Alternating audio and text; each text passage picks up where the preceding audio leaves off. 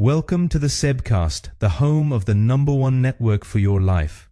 This is where we think more slowly, look deeper, and discover how Jesus not only worked then, but is working now. There is a strange irony in the spiritual life. The longer we walk with God, the more we should become aware of our own need for grace. But sometimes the opposite happens.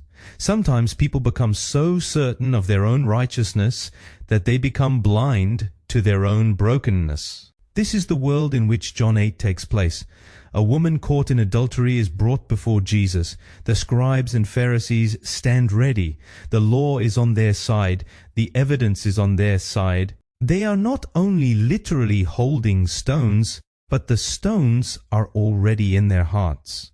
And then something strange happens. Jesus bends down. He begins to write in the ground. For centuries, Christians have wondered what he wrote. The truth is that we do not know. But there is an interesting possibility. The whole scene probably takes place during the Feast of Tabernacles. It was the time when the people celebrated the water ceremonies and read the prophets who spoke of God as the source of living water. One of those texts was Jeremiah 17, and Jeremiah writes, "Those who turn away from you will be written in the earth, for they have forsaken the Lord, the fountain of living water." If this is the text Jesus refers to, everything changes. He is no longer writing down the woman's sin. He is writing down the accuser's sin, not necessarily their specific sins, but the truth of Jeremiah. The people who think they stand closest to God have themselves forsaken the source of living water. Suddenly, the woman is no longer the only person in need. The whole crowd needs grace. This perhaps explains why Jesus then says, "Let the one among you who is without sin cast the first stone." One by one they walk away, the oldest first. The people with the most years of experience, the people who probably best understand how much they had to rely on God's grace. Then only Jesus and the woman remain. Notice what he does. He does not minimize her sin, but he also does not start with it. He starts with grace. First, the relationship, then change. First, acceptance, then the transformation, because that is how the kingdom works. Our world teaches us to condemn first and perhaps to love later.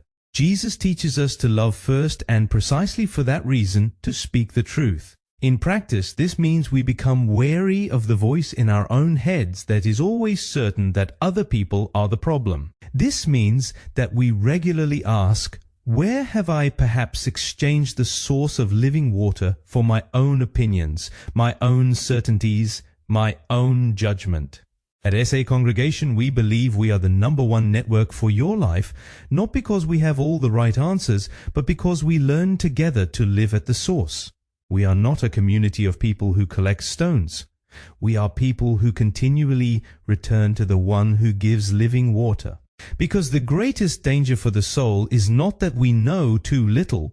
It is that we become so certain of ourselves that we forget how dependent we remain on grace. And perhaps true wisdom begins on the day we stop asking, "Who is wrong?" and start asking, "Lord, what do you want to write in my heart today?" Until tomorrow, take care.